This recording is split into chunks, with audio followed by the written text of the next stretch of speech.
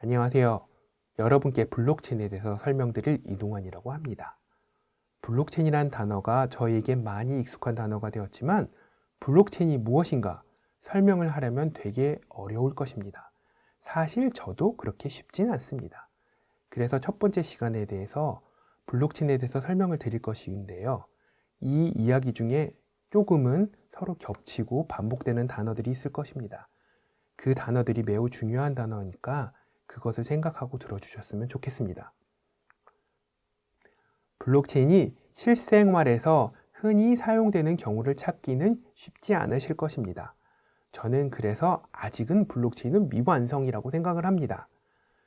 블록체인은 사실 분산 데이터 저장 기술이고 관계형 데이터베이스와 서로 비교를 할 수 있습니다. 하지만 아직은 발전 중이고 상대적으로 성숙도가 매우 낮습니다. 그것을 다음 자료에서 확인하실 수가 있는데요. 보시면 저희가 가장 익숙하게 사용하고 있는 오라클이라는 관계형 데이터베이스는 1979년에 최초의 관계형 데이터베이스를 상용화했습니다. 이에 비해서 블록체인의 시작인 비트코인은 실제적으로 비트코인 메인넷이 운영되기 시작한 게 2009년 1월 3일입니다. 여러분은 처음 들어보시는 단어겠지만 제네시스 블록이란 단어가 있습니다. 제네시스 블록이란 블록체인의 맨 처음 블록을 말합니다. 실제적으로 비트코인의 시작이라고 할 수 있겠죠. 비트코인은 실제 화폐를 대체하기 위해서 만들어진 것이고 블록체인으로 실제적으로 시작으로 생각될 수 있는 건 이더리움이고요. 그런 의미에서 완전 튜링 머신의 블록체인은 이더리움이 최초의 시작이라고 할 수 있습니다. 아래 표에서 보시게 되면 간단하게 역사에 대해서 언제 만들어졌고 얼마나 오래되었는지 정리가 되어 있습니다. 보시게 되면 2023년 기준으로 관계형 데이터베이스 오라클은 44년이 되었고 비트코인은 14년, 이더리움은 8년밖에 되지 않은 기술입니다. 아직은 유아기 단계의 기술이라고 할 수 있습니다. 그렇다면 아직 이렇게 발전 중인 기술을 우리가 왜 써야 하고 우리가 왜 알아야 하는가 라는 질문이 나오시게 될 텐데요. 그것은 다음의 단어로 설명드릴 수 있을 것 같습니다. 적정 기술이라는 단어가 있습니다. 기술이 아무리 높고 좋아도 실제 사회에서 쓰일 때는 그 사회에서 정말 필요한 기술인지 그 문화에서 맞는 기술인지가 매우 중요합니다. 이것에 대한 가장 적절한 예로는 휴 드럼이라는 것이 있습니다. 여러분도 흔히 아시다시피 아프리카에 여러 가지 문제점이 있지만 가장 큰 문제점 중에 하나가 물 부족입니다. 많은 국가, 많은 지역에서 물이 부족하기 때문에 어린이와 여자분들께서 물을 구하기 위해서 몇 킬로미터씩 걸어가서 물을 양동이에 담아서 들고 오거나 머리에 이고 오는 영상들을 여러분도 많이 보셨을 것입니다. 이것을 해결하기 위해서 만들어진 것이 큐드럼이라는 기술이고요. 아래에 그림으로 그려 놓았습니다. 둥그런 원통의 플라스틱 통이고요. 이 통에 물을 담고 가운데에 끈으로 묶어서 그 통을 굴려서 이동하는 기술입니다. 특별해 보이지 않고 단순한 기술입니다. 이 기술에도 약간의 문제점은 있지만 작은 힘으로 여자분들이나 어린아이가 물을 이동시킬 수 있는 기술입니다. 문제점을 말씀드렸으니까 설명을 드리자면 큐드럼의 가격이 약간 비싸다는 것입니다. 아프리카 국가에서는 스스로 큐드럼을 구입해서 사용하긴 조금 어렵습니다. 하지만 이것이 많이 상용화되고 조금 더 발전한다면 가격도 낮아질 것이고요. 아프리카 사회에서 적절하게 사용될 수 있을 것이라고 생각합니다. 그렇다면 블록체인은 왜 적정 기술이 될 수 있는가? 라는 질문에 답을 드리는 단어는 탈중앙화일 것입니다. 중앙화된 시스템이 좋습니다. 매우 빠르고요. 기능도 매우 많습니다. 하지만 탈중앙화된 블록체인은 상대적으로 사용하기도 어렵고요. 속도도 느립니다. 하지만 이 기술은 저희에게 꼭 필요한 기술 중에 하나라고 말씀드릴 수 있습니다. 적절한 예로 설명드릴 수 있는 것이 송금 분야입니다. 러시아 우크라이나 전쟁의 뉴스 중에 유명했던 단어가 하나 있습니다. 스위프트라는 것입니다. 국제은행 간 통신협회에 대한 것인데요. 이것은 국제 간 송금 거래를 하는 네트워크입니다. 그렇지만 이 네트워크를 실제적으로 만약에 사용하게 된다면 송금은 그렇게 우리가 인터넷 뱅킹을 하는 것처럼 즉시 송금이 되지는 않습니다. 최소 영업일로 하루 혹은 3일 이상이 걸리고요. 빠른 송금을 원하신다면 더 많은 수수료를 지불하셔야 됩니다. 이것에 대해서 조금 더 자세히 설명을 드리자면 은행 내에서, 국가 내에서의 송금은 실제적으로 온라인으로 연결이 되어 있고 바로 송금이 가능하지만요. 국가 간은 서로 시차도 있기 때문에 각 은행의 영업이 마감될 때 한 번에 처리하는 배치 작업으로 처리가 되기 때문에요. 하루나 3일이 걸리고 각 은행별 그리고 그 은행별 통신을 하는 기관에 대한 수수료를 내야 되기 때문에 매우 수수료가 높습니다. 하지만 이걸 블록체인으로 한다면 적은 수수료로, 상대적으로 적은 수수료로 상대적으로 빠르게 송금이 가능해집니다. 이렇게 블록체인은 최적의 효율이나 최선의 성능을 보여주진 않지만 적절한 곳에 적절하게 쓰인다면 정말 좋은 기술이 될 수 있는 것입니다. 블록체인에 대해서 아직도 많은 회사나 많은 개발자들, 많은 학자들이 연구를 하고 있고요. 실생활에서 사용하기 위해서 노력하고 있습니다. 그래서 저도 다시 한번 블록체인에서 생각을 해보았습니다. 정말 블록체인에 대해서 많이들 들으셨는데 블록체인에 대한 관심이 많은가? 라는 기준을 생각해 보다가 교보문고에서 블록체인이라는 단어로 한번 검색을 해봤습니다. 특정 시점의 검색 결과입니다. 하지만 3,000권이 넘는 책들이 있었습니다. 정말 많은 분들이 블록체인에 대해서 알고 싶고 블록체인에 대해서 정리하고 싶었다는 것입니다. 하지만 아직까지는 현실적으로 많은 분들이 블록체인에 대한 이해를 하고 있지는 않으시고요. 그것에 대해서 더 많은 궁금증을 갖고 계십니다. 또다시 반복되는 말이긴 합니다만 이 말을 제가 정말 좋아하는 단어라서 여기에 한번 다시 정리해 보았습니다. 2015년 10월 달에 나온 이코노미스트라는 잡지의 표지 단어가 The Trust Machine이었습니다.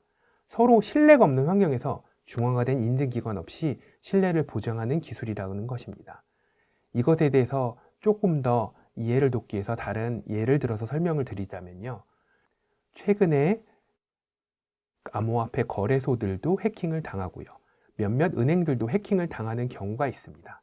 해킹을 당하는 경우에 데이터를 백업해놨기 때문에 다시 복원은 할 수 있다고 하지만 그 해킹으로서 입어지는 피해는 매우 크고요. 그 제3자를 정말 우리는 신뢰할 수 있는가를 의심하는 경우도 많습니다.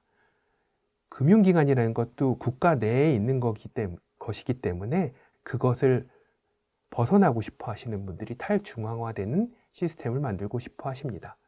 이것에 대한 참고 자료로 위키백과에서 블록체인을 찾아보면 이렇게 긴 문장이 있습니다. 이 문장 하나하나 읽어드리진 않겠지만 한번 찾아보시고 읽어보시면 블록체인에 대한 이해를 높이는 데 매우 큰 도움을 얻으실 수 있을 것입니다. 제가 간략하게 요약을 해드리자면 블록체인은 결국은 분산 데이터 저장 기술이고 제3자, 신뢰받는 3자가 없이 데이터를 저장하고 그 데이터를 사용할 수 있는 기술이라고 할 수 있습니다. 그 기술의 지속 가능성을 위해서 암호화폐라는 것이 있습니다. 추후에 다시 한번 이후 강의에서 암호화폐에 대해서 다시 한번 말씀을 드리겠지만 암호화폐는 사실상 처음 만들어진 것은 기존 화폐를 대체하기 위한 것이기도 하지만 블록체인 시스템의 유지, 지속 가능성을 위해서 꼭 필요한 것이기도 합니다. 블록체인에서 데이터 처리하는 것에 대해서 어떠한 그림으로 그려지고 어떠한 흐름으로 흐르는 것인지 이 그림에서 한번 먼저 설명을 드리겠습니다. 트랜잭션이라는 것은 사실상 거래입니다. 동한이가 정호에게 돈을 보냈다. 그것 하나가 하나의 트랜잭션입니다. 은행에서 이런 거래를 한다면 저는 인터넷 뱅킹 앱을 켜고요. 저는 정호의 계좌를 알아서 정호의 계좌에게 10만 원을 송금을 한다고 중앙 서버에 트랜잭션을 보내겠죠. 그러면 정말 중앙 서버는 이 트랜잭션이 믿을 만한 트랜잭션인가를 확인하고 자신의 데이터베이스 원장에 기록을 할 것입니다. 블록체인에선 약간 다릅니다. 똑같이 사용자는 동환이는 정호에게 송금을 한다고 이야기는 하지만 중앙화된 서버가 없습니다. 블록체인에 블록을 만드는 합의하는 노드들이 있습니다. 저는 그 노드를 다 알지 않아도 됩니다. 제가 알고 있는 노드들 몇 개에게 저는 이런 트랜잭션을 하겠다는 트랜잭션을 보냅니다. 그러면 각 노드들은 그런 트랜잭션을 모두 듣고 있고 자기가 그 트랜잭션을 모읍니다.